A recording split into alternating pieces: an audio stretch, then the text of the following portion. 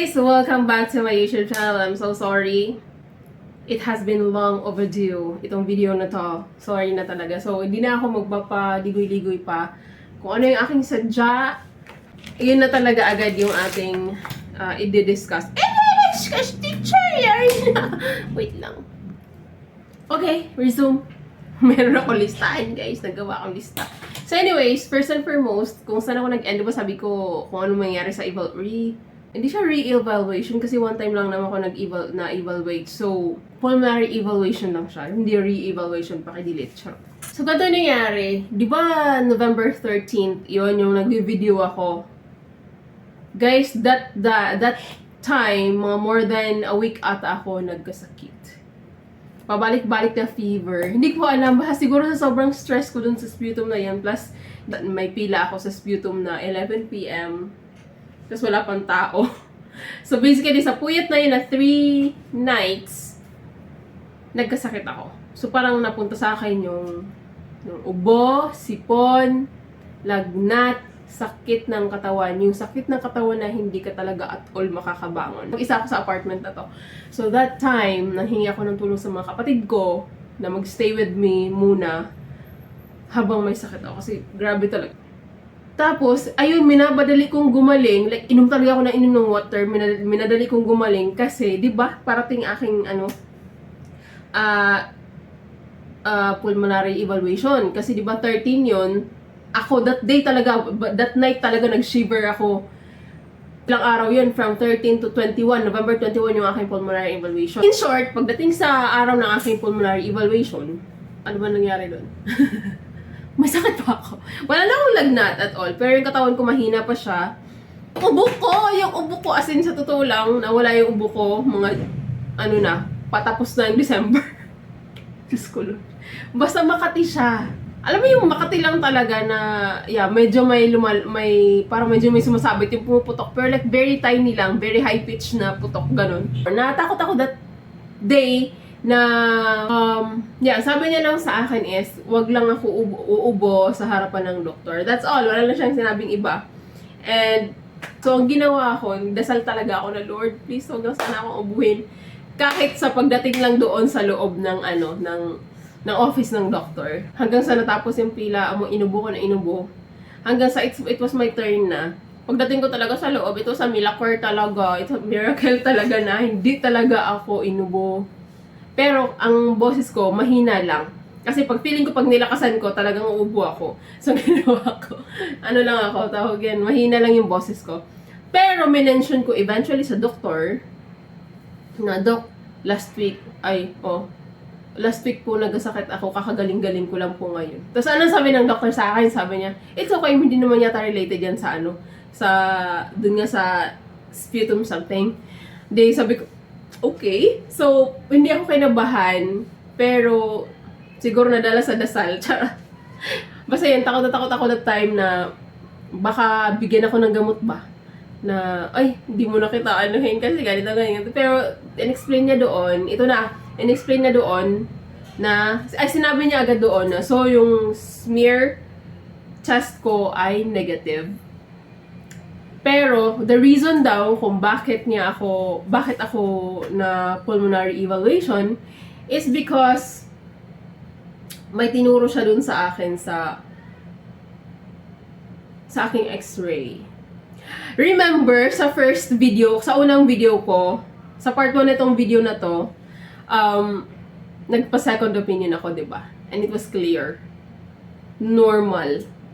Pero pagdating doon, di ko lang kasi talaga dinala that day yung x-ray ko eh. Pero kung dinala ko yung x-ray na yun, baka na-debunk yun. I'm not sure. Pero like, siguro God's will na hindi ko dalhin.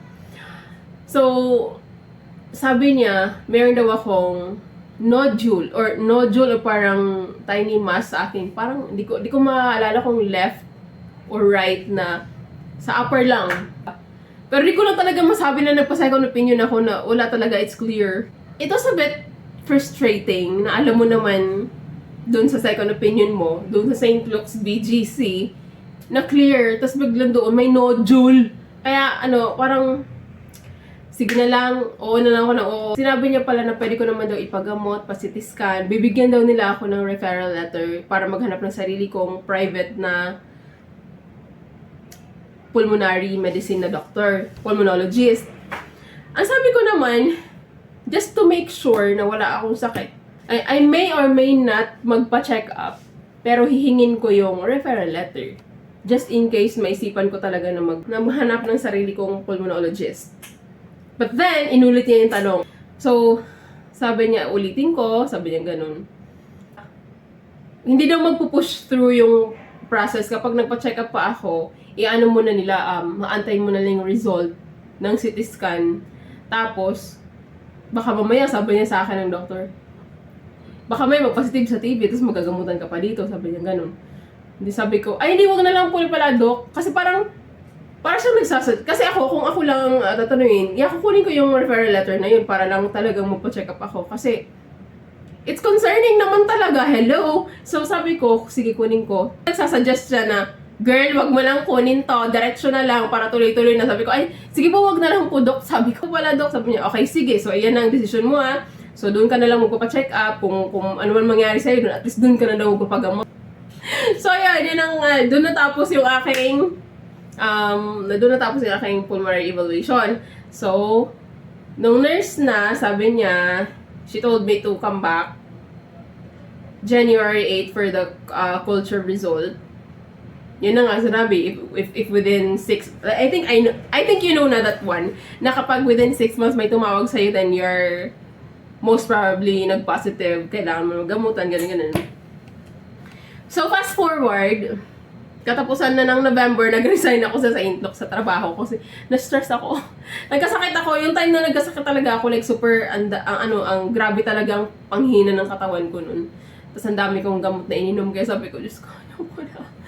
And then, ito na nga, January 8 came, after ng bakasyon ko. After vacation ng whole 1 month, or more than 1 month, January 8 came and diretso na ako turok. 1 turok lang daw. Kasi again, they told me, I'm gonna show here.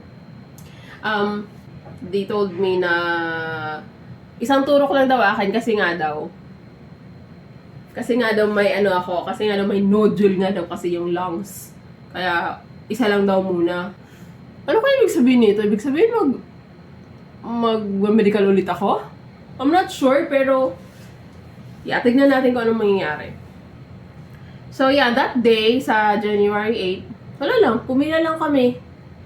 After pila, tinurukan, and then done. Sinabihan lang ako na yung result is sila na mismo magpapasa sa US Embassy. And I'm like, wow, I'm gonna proceed to my interview na like, ganun ka Like, I think it was a blessing in disguise talaga din. I really made sure na ipasa agad nila. Kasi kasi na hindi agad na ipasa or di agad na i-forward doon, di ba? Sa US Embassy, natatagalan or nakakancel yung mga interview ng iba. May nakikita ako sa mga GC na time na na-interview nila, sa interview nila, hindi pa dumating yung kanilang medical result.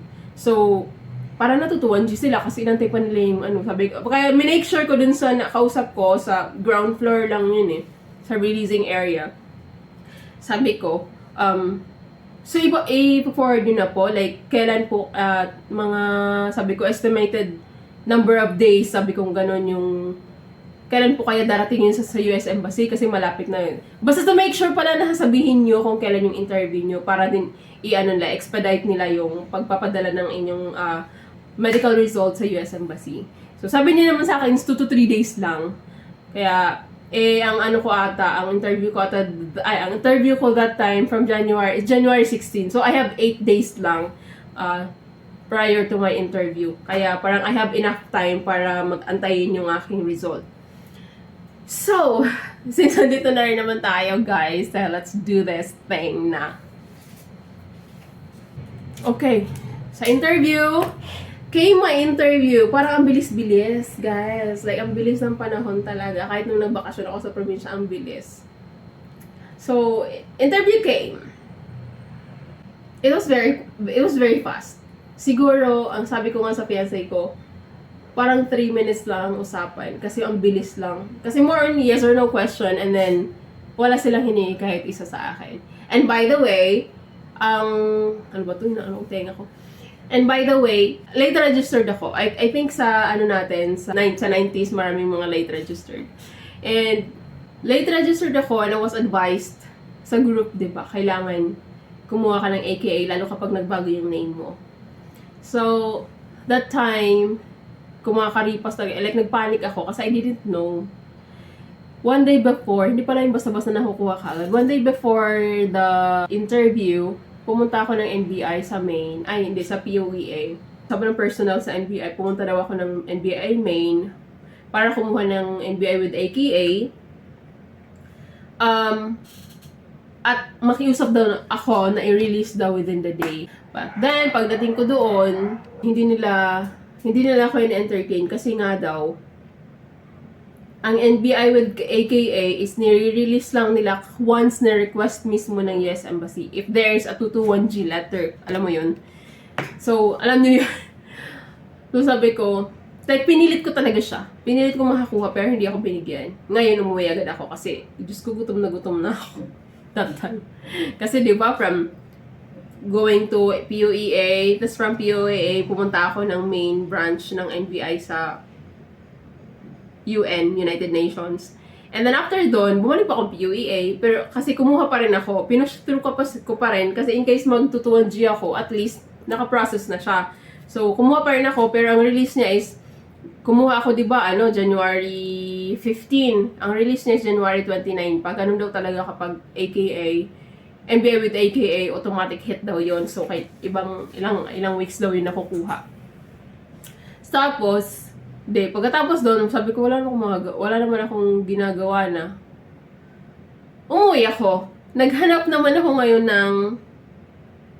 ng public attorney, yung notary public. Di ba, meron doon attorney.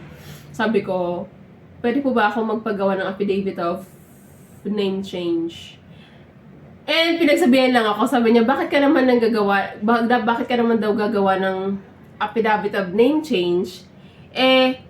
Sabi niya, hindi naman daw hinihingi ng US Embassy. The more kasi daw you prepare a lot, the more sila na maghihinala. Pero sabi ko, hindi ko naman po yan ipapakita. Dadalhin ko lang yan in case manghingi, ilalabas ko. Pero pag hindi hiningi, akin lang yan. So, hindi nila mag-gets yun. Ganon din ang explanation ko dun sa NBI with AKA. Ha? Hindi ko naman sinabi, ibibigay ko talaga siya. Kasi meron na akong NBI na na original, na walang AKA. So, pwede naman yun muna ibigay ko, di ba? Without the AKA. Tapos, kapag talagang hiningi yung AKA, then, so, ayun, I was so lugmok a day before my interview. Sobrang lubok na lubmok ako. Like sabi ko sa fiancé ko, maybe, wala man lang akong nauwi na paper kahit isa. Wala akong naiuwi na document kahit isa. Ang sakit lang, ang bigat. Pero something is telling me behind my consciousness. Something's telling me na, you know what, it's okay. You'll be fine. Just go with it. Just go through the process and stuff. And then matulog ka. Alam mo yun? Binatulog talaga ako. Nag-alarm ako ng 3 a.m. kasi gusto ko maaga doon. Bakla, alas 4 na ako na. Ang alarm ko 3 a.m. nag-ring yung phone ko 3:45 na. I'm like, wow. Siguro kung 3 a.m. ako nagising, siguro nanginginig pa ako nun. Pero like, nagising talaga ako ng 4. Pero like, it's God's will. Siguro na makatulog-tulog ako ng konti pa. Kasi, na-late din ako nagising that night kasi tinapos ko yung aking yung aking album. Tinapos ko siya in case lang ba. Alam mo naman, it's better to be over-prepared than, lack something. Kaya, lalate na rin ako ng that time natulog. So like, I had enough sleep because nag-alarm yung phone ko, 3:45 na. And then I was so karipas.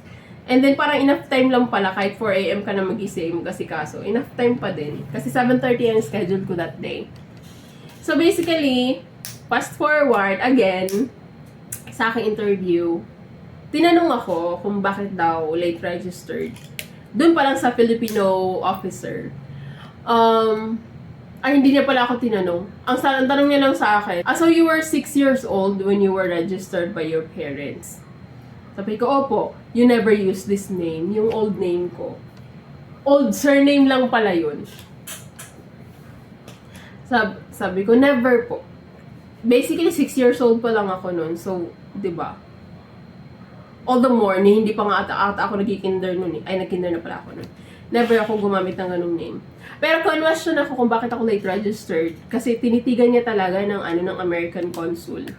Windows 66. Tinitigan niya talaga ng matagal yung aking papel, ang aking birth certificate, PSA. Ginaganon-ganon niya. Hindi ko alam bakit niya kinakapal ang kanyang kamay. Siguro to see the authenticity of the paper kung ano man.